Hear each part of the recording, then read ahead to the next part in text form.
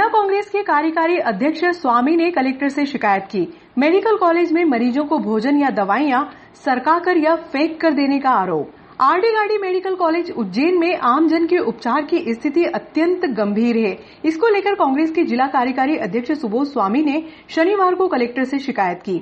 शिकायत में बताया कि शहर के कई लोग आरडी गार्डी मेडिकल कॉलेज के चिकित्सा प्रबंधन से आक्रोशित हैं, जो मानवता को शर्मसार करने वाले प्रतीत होते हैं।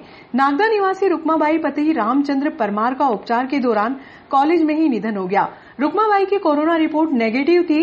इसके बावजूद भी मेडिकल कॉलेज प्रबंधन द्वारा इस बात के लिए परिजनों को प्रताड़ित किया गया कि जब तक कलेक्टर के यहां से कोई आदेश नहीं ला पाते हैं, मृतक का शव अंतिम संस्कार के लिए नहीं देंगे।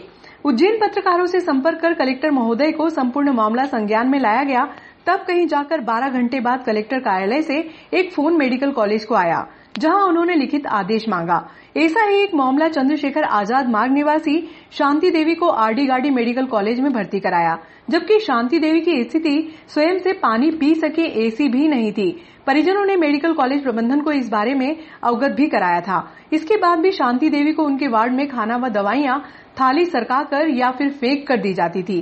कोरोना से मृत्यु हुई या नहीं इसका तो मालूम नहीं है, लेकिन भूख से बुजुर्ग माता अपने अंतिम समय में घोर परेशान हुई होगी। परिजनों ने तो यहां तक बताया कि जब शांति देवी को भर्ती कराया गया था, उनके गले में सोने की रकम थी, वह भी उन्हें नहीं मिली। इससे अधिक शर्मसार करने वाली और कोई घटना हो ही नहीं सकती है। स्वामी ने कलेक्टर से मांग की है कि मेडिकल प्रबंधन को स्पष्ट निर्देश दिए जाएं कि अगर कोई मरीज जिनकी रिपोर्ट नेगेटिव है या किसी अन्य बीमारी से उनकी मृत्यु होती है, तो ऐसे मृतकों को उनके परिजनों को सौंपने में मानवीय दृष्टिकोण अपनाते हुए त्वरित कार्यवाही करते हुए शव सौंप दिया जाए।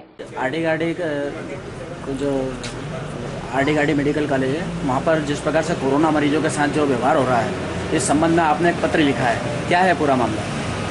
मैंने एक माननीय मुख्यमंत्री को पत्र लिखा है, जिसमें मुख्यमंत्री जी को इस बात का ध्यान आकर्षित करा है कि जो आरडी गार्डी प्रबंधन है और यहाँ का उज्जैन जिला प्रबंधन है, उनकी कोई तुगलकी फरमानों के कारण जो वहाँ पर मरीज है जिनको जो कोरोना पॉजिटिव नहीं है और अन्य बीमारियों से अपना इलाज वहाँ पर करा रहे हैं, और अगर उनकी मृत्यु हो जाती है तो एक तुगलकी फरमान आरडी गार्डी प्रबंधन ये जारी करता है कि जब तक कलेक्टर कार्यालय से कोई फ़ोन नहीं आ जाता, हम आपको उनके मृतक को सौंपेंगे नहीं।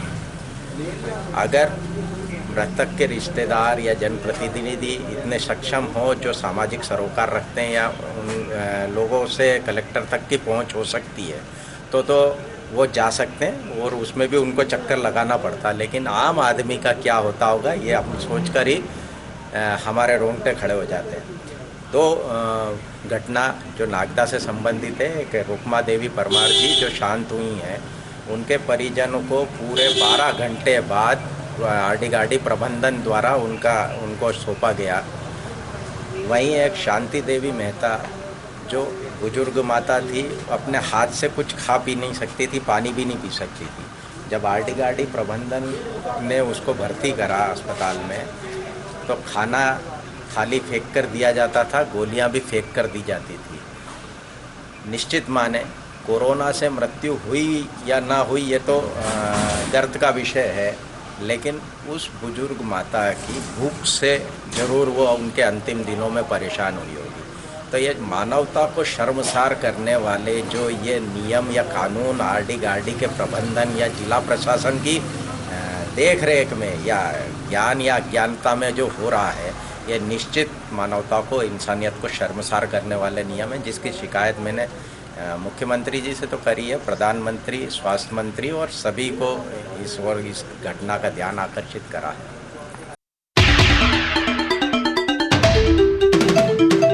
फेसबुक पर कांग्रेस नेता अरुण यादव के बारे में आपत्तिजनक टिप्पणी करने के विरोध में कांग्रेस कार्यकर्ता चेतन यादव ने अपने समर्थकों के साथ भोपाल पहुंचकर अरविंद भदौरिया के खिलाफ प्रदर्शन किया। अरविंद भदौरिया मुर्दाबाद, मुर्दाबाद, मुर्दाबाद। अरविंद भदौरिया मुर्दाबाद, मुर्दाबाद, मुर्दाबाद। अरविंद भदौरिया मुर्दाबाद, मुर्दाबाद, मुर्दाबाद। अरविंद भदौरिया मुर्दाबाद, मुर्दाबाद, मुर्दाबाद। अरविंद भदौरिया मुर्दाबाद, मुर्दाबाद, मुर्दाबाद। अरुण यादव जिंदाबाद, जिंदाबाद, जिंदाबाद। अरविंद भदौरिया ने जो टिप्पणी की वो वापस ले, वापस ले, वापस ले। अभी तो ये अंगड़ाई है, आगे और लड़ाई है। इसके अटेर जाके इसके घर पे हम इसका पुतला फूकेंगे। इसने यादव को गाली बकी है, पूरे हमारे मध्य प्रदेश कांग्रेस के हजारों लाखों कार्यकर्ताओं की भावनाओं को ठेस पहुंचाया है। इसको ये कहना है कि अरे मैं बताना चाह रहा हूँ, अरुण यादव जी तो ठीक है, उनके कार्यकर्ताओं से ही है। अरविंद भदौरिया लड़ ले तो बहुत है। अरविंद भदौरिया, अभी तूने देखा क्या है यादव का? तू देख, अभी तो हमने तेरे। मैं उज्जैन जिले के नागदा से आया हूँ। मैं मध्य प्रदेश कांग्रेस कमेटी का सदस्य हूँ। साथ ही मैं यादव युवा महासभा की प्रदेश इकाई का वो हूँ। परसों जो माननीय हमारे मालवा अंचल ही नहीं पूरे मध्य प्रदेश के आंधी है अरुण यादव जी, उनके बारे में इस नीच गलत अरविंद भदौरिया ने जो टिप्पणी की है उसके खिलाफ आज हम उनके बंगले पर आए हैं और उनके बंगले पर हमने उनके मुंह पर काली पोती है। मैं बोलना चाहता हूं उस अरविंद भदौरिया को कि अभी तो ये अंगड़ाई है, तू देख तेरे घर आके अटेर में आके तेरे घर पे तेरा मुंह काला नहीं करे तो चेतन यादव मत के नाम है। इस दौरान पूर्व पार्षद जगदीश मिमरोड सहित कांग्रेस कार्यकर्ता मौजूद थे। संजय यादव व केंद्रीय मंत्री के पर जो उन्होंने टिप्पणी की, उन्होंने कहा 2 कौड़ी के नेता नहीं, 2 कौड़ी के नेता तो ये नहीं, जो जिस तरह का आदमी होता है उसी तरह की भाषा बोलता है। इसकी 2 कौड़ी की खुद के अरविंद भदौरिया की नहीं है औकात। जो हमारे अरुण यादव जो राष्ट्रीय स्तर के नेता, उनके ऊपर ऐसे छोटी टिप्पणी करके अपना आप को मतलब साबित कर दिया ये कितना तुच्छ और कितना वो हलकटपन पे उतर सकते हैं ये लोग।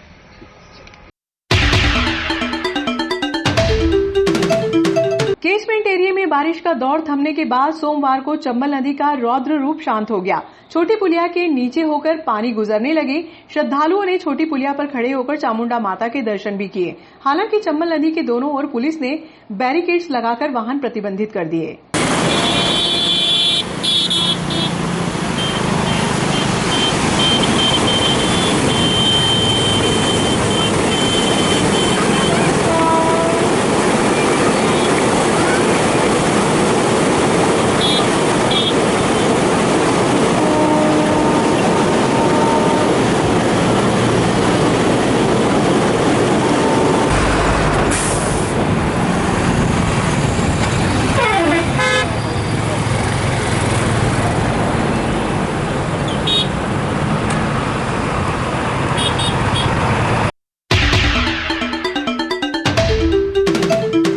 कांग्रेस के जिला कार्यकारी अध्यक्ष स्वामी ने सोमवार को सीएमओ व प्रशासक को पत्र सौंपकर समस्याओं की ओर ध्यान आकर्षित किया।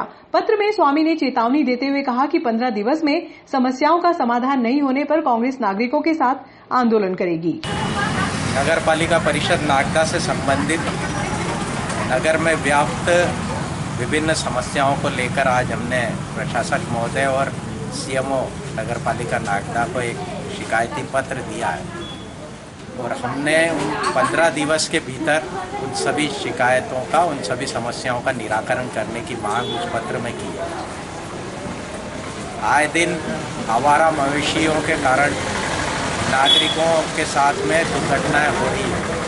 गंभीर रूप से घायल नागरिक कई तो ऐसे हैं जो विगत 4-5 माह से बिस्तर पे पड़े हुए हैं, लेकिन नगर पालिका के अधिकारियों को ये पूरी घटना और इस पूरे मामले का संज्ञान होते हुए भी उस पर कोई कार्रवाई नहीं की जा रही। वर्षा काल में जगह जगह विभिन्न वार्डों में जल जमाव की स्थिति उत्पन्न हो गई है। बड़े बड़े मैदान या छोटे मैदान या प्लाट तालाबों के रूप में तब्दील हो गए।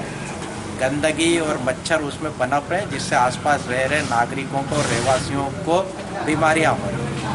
नगर पालिका के सभी अधिकारी इस बात से परिचित है कि ऐसी स्थिति और इस तरह की परेशानी नागरिकों को हो रही है, लेकिन उस ओर कोई ध्यान नहीं दिया जा रहा है।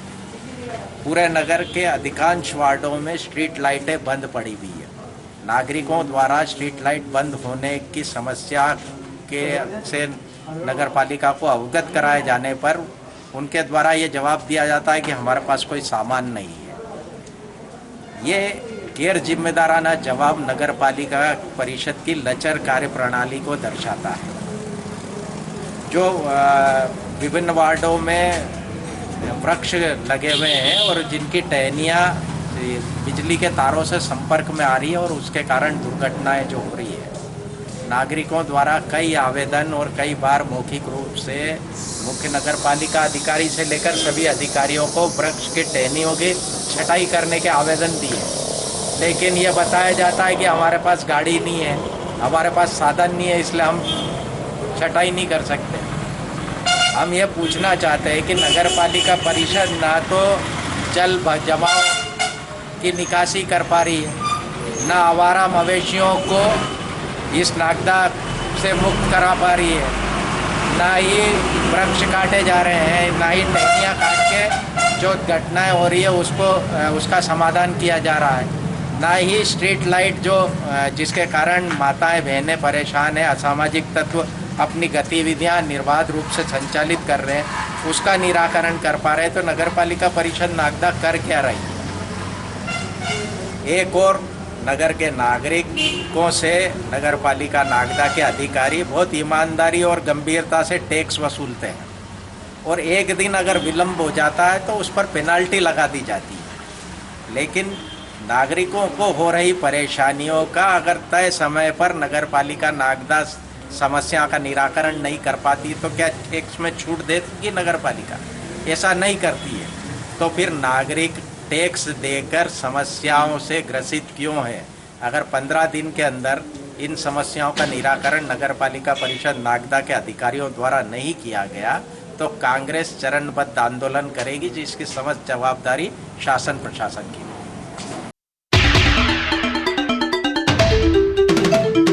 रविवार की रात्रि में शहर में कोरोना बम फूटा। 9 व्यक्ति पॉजिटिव आए, जिसमें पूर्व विधायक दिलीप सिंह शेखावत कोरोना पॉजिटिव आए। प्रशासन ने मनोहर वाटिका पहुंचकर उनके निवास स्थान को कंटेनमेंट क्षेत्र बनाया।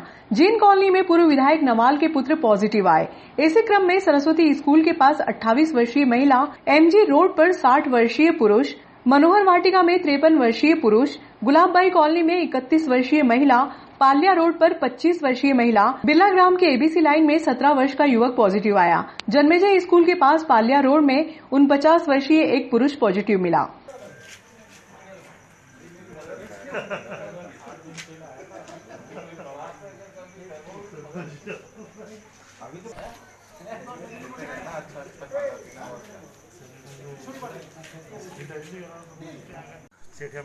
चिकित्सालय उज्जैन से आज 9 पॉजिटिव की रिपोर्ट आई और 9 में से एक महिदपुर के झूठावत का है और 8 पॉजिटिव रिपोर्ट यहाँ नागदा की है।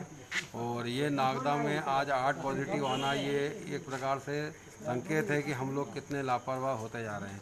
प्रशासन की, स्वयंसेवी संस्थाओं की, सभी की अपील को बार बार की जाती है कि आप लोग अपने आप की सुरक्षा रखें, मास्क लगाएं, दूरी बना कर रखें, पर ये देखने में आता है कि मास्क लगाना कोई अपने आप को आवश्यक नहीं समझ रहा है। यह तो आज शुरुआत है, अगर आगे और बढ़ सकते हैं मरीज, इसलिए पुनः सबसे निवेदन है कि आज हम लोग 8 परिवारों को क्वारंटाइन कर रहे हैं। भविष्य में ऐसा न हो, इसलिए आप लोग सब सुरक्षा रखें।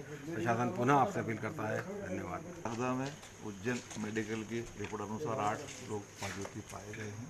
हम नागदा नगर के लोगों से, जनता से बार बार अपील कर रहे हैं कि लोग इसका पालन करें, शासन की गाइडलाइन का पालन करें, मास्क पहने, सैनिटाइजर का उपयोग करें, दूरी बनाकर रखें और इससे परहेज नहीं करें। जो भी लोग ऐसा होता है तो वो फ़ौरन उसकी खबर दें, इससे पूरा नगर सुरक्षित रहेगा। प्रशासन आपसे बार बार निवेदन कर रहा है कि आप लोग इसकी पुनरावृत्ति न करें, जिससे पूरा नगर सुरक्षित रहे। नागदा तहसील इसमें 8 हमारे नागदा सिटी के अंदर, इसमें पूरी टीम द्वारा अपने राजस्व की टीम, नगर पालिका की सभी टीम में 8 जो घर हैं उनको क्वारंटाइन किया, होम क्वारंटाइन किया गया है। आम जनता से अपील है कि सुरक्षा बढ़े। सर में आज 8 लोगों की रिपोर्ट पॉजिटिव प्राप्त हुई है, जो कि नागदा के लिए एक अच्छी खबर नहीं है। गवर्नमेंट की मंशा के अनुसार अब जो भी सैंपलिंग होगी वो अब सिर्फ फीवर क्लिनिक में ही होंगी और उनके अनुसार अब सैंपलों की संख्या भी बढ़ाई जाएगी। जनता से बोलना चाहूँगा कि आप लोगों सैंपल की संख्या से अगर आपका सैंपल लिया जाता है तो घबराइएगा नहीं। और दूसरी बात यह है कि आप सैंपल देने के बाद, अभी देखने में आया है कि लोग सैंपल दे रहे हैं, सैंपल देने के बाद रिपोर्ट का वेट ना करते हुए वो इधर उधर घूम रहे हैं। उनसे कहना चाहूँगा कि अगर आपने सैंपल दिया है तो जब तक रिपोर्ट नहीं आ जाती आप घर पर ही रहिए, रिपोर्ट का वेट करिए। इस चीज़ से घबराने की ज़रूरत नहीं है। धन्यवाद। जनपद पंचायत कार्यालय सभागार में गरीब कल्याण सप्ताह के तहत स्व सहायता समूह श्रम वितरण कार्यक्रम का आयोजन पूर्व विधायक जितेंद्र थावरचंद गहलोत के मुख्य आतिथ्य में व एसडीएम राजेश कुमार शुक्ला, तहसीलदार बीएल बामनिया, जनपद सीओ अशोक वक्तारिया, परियोजना अधिकारी विवेक पाटीदार, ब्लॉक समन्वयक अशोक धाकड़ आदि की उपस्थिति में संपन्न हुआ।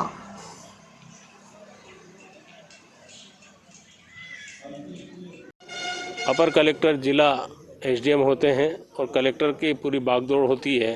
इसमें बैंक के माध्यम से एसडीएम महोदय को पूरा कार्यभार है। उसकी पात्रता के अंदर जिला पंचायत सीओ भी उसी को देखकर आगे बढ़ाने का काम करेंगे। कितने रुपए का इनको ऋण दिया जाएगा? इनको मध्य प्रदेश के कार्य योजना के हिसाब से किन्हीं को 10,000, 15,000, 25,000 और ज़्यादा से ज़्यादा उनको 1 लाख रुपए तक का भी लोन दिया जाता है। जो महिला शिक्षित होती है उनको 5 लाख का भी लोन दिया जाता है। सर, बैंकों को सख्त निर्देश जारी कर दिए हैं कि ऋण देना है, नहीं तो कहीं ऐसा नहीं हो कि महिला बैंकों के चक्कर काटती रहें और सरकार की योजना विफल हो जाए। आज मैं आपके चैनल के माध्यम से जो आज मुख्यमंत्री जी ने जो बैठक ली है, पहले इसका टारगेट 150 करोड़ रुपया था। अब माननीय मुख्यमंत्री जी ने बैंकों के माध्यम से इसको 1400 करोड़ रुपए आज स्व सहायता समूह को देने का निर्णय लिया है। बैंकें भी आगे बढ़कर कार्य कर रही हैं और कई बहनें ऋण चुकाकर 1-1, 2-2 बार पुनः लोन ले चुकी है।